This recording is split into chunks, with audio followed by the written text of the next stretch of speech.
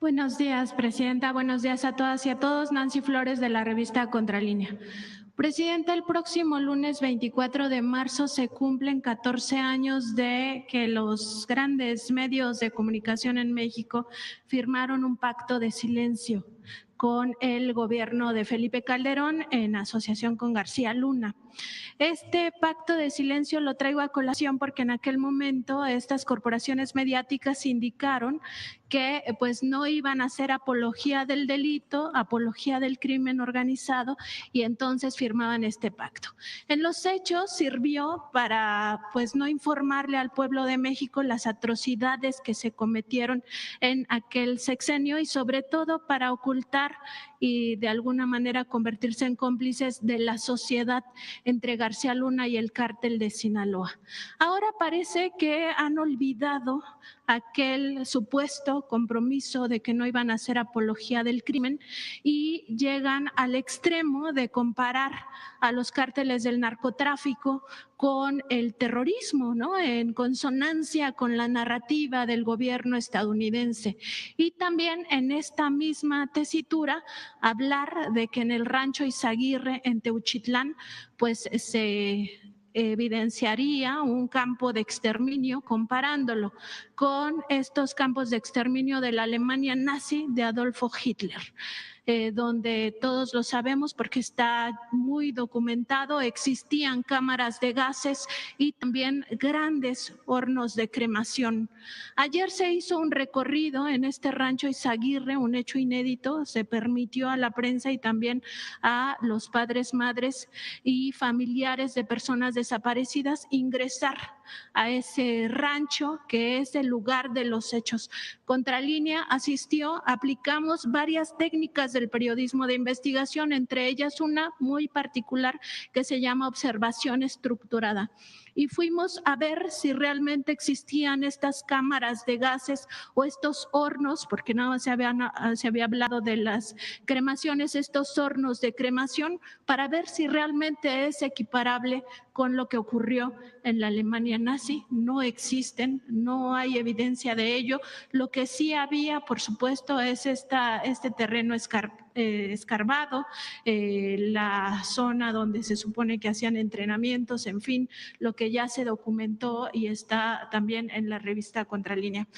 Preguntarle, Presidenta, sobre este informe que va a dar, pues, porque ahora estos opositores, sobre todo, están explotando el legítimo dolor de las familias de desaparecidos, ¿no? Que con justa razón exigen justicia y exigen conocer el paradero de sus familias. Pero más allá de eso, existe una estrategia comunicacional que tiene que ver con este nado sincronizado, no solo en este tema de Teuchitlán, sino en otras temáticas, y que en el fondo buscaría la intervención de Estados Unidos en nuestro país. Entonces, preguntarle cuándo va a presentar este análisis que está haciendo su administración de estas corporaciones mediáticas y también de los opositores, pues que aprovechan el dolor de las familias para pues generar este clima también de pánico y de supuesta indolencia. Qué bueno que lo comentas. En efecto, ayer se abrió este rancho en donde en septiembre, o más bien en septiembre del año pasado, lo explicó muy bien el fiscal, entró en su momento la Guardia Nacional, hubo detenciones, se dejó el resguardo a la Fiscalía Estatal, el fiscal narró desde su perspectiva qué pasó con ese resguardo y después viene pues estas fotografías que salieron con un colectivo de personas que buscan a sus familiares con una fotografía de ropa. Eso es, digamos, los hechos. Ya la Fiscalía pues tiene que hacer su investigación a partir de lo que puede recuperar también de la Fiscalía Estatal. Y me pareció muy bien que el fiscal haya abierto el lugar, pues para que cada quien sacara sus conclusiones. Es relevante lo que dices, que es la conclusión de Contralínea. Ayer otros compañeros que vienen normalmente a la mañanera también estuvieron presentes. Sería bueno que ellos también vinieran aquí a la mañanera a relatar lo que vieron en el rancho. Entonces, por eso nosotros hemos decidido dividir en dos temas. Uno, el tema de desaparecidos, y lo adicional que tenemos que hacer como gobierno federal y en general como Estado mexicano para prevenir y evitar que ocurra este delito, para sancionarlo dentro del marco de la ley, quiénes son los responsables, y poder seguir junto con los familiares buscando a las personas desaparecidas. Ese es un tema. Y también hablar del número de desaparecidos, en qué fecha se dieron, de dónde vienen las fuentes, y seguir buscando y modificar las leyes para permitir que se prevenga, que se sancione y que se siga buscando a las víctimas de desaparición y apoyar a los familiares. Ese es un tema. Y está vinculado ahora a la desaparición porque es muy importante, principalmente a la delincuencia organizada. Porque hubo una época en México en donde la desaparición forzada la hacía el Estado. El gobierno desaparecía a personas que políticamente estaban en contra del gobierno.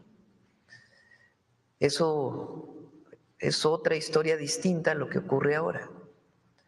Y en efecto, muchas veces se utiliza a los familiares de las víctimas que tienen pues un dolor enorme y que nosotros nunca nos vamos a confrontar con ellos, para ser parte pues de una narrativa. Esa es una parte. La otra parte es cómo fue que fue creciendo esta historia del campo de exterminio. ¿Quiénes fueron los que hablaron por primera vez de eso? Entonces, eso ya lo vamos a terminar, pero no queremos que se vincule una cosa con la otra. Y sí, en efecto, hay algunos medios que ya entendieron que vivimos una situación distinta.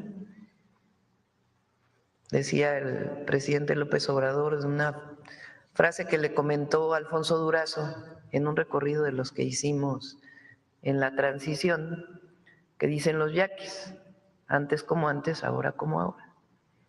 Y sí, hay muchos medios que hay que reconocer, han comenzado a entender que estamos viviendo una nueva etapa, pero hay muchos otros, ya vamos a presentar en su momento, y particularmente algunos personajes de esos medios, o que tienen espacio en esos medios, que sin información comienzan a difundir una nota. ¿Por qué un periodista? Pregunto a los periodistas.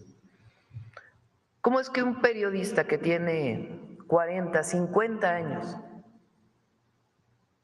siendo periodista o difundiendo las noticias, por una fotografía hace todo una construcción? ¿Por qué no van a la información fuente, base? Entonces, tiene que hacerse la investigación en Teuchitlán, en Jalisco, a fondo. Y eso le toca ahora a la Fiscalía General, con la información que le dé la Fiscalía Estatal. Segundo, que cada uno de los que fue a ese lugar, de los periodistas, más allá de la situación de las víctimas y de los familiares de los colectivos, que diga qué vio.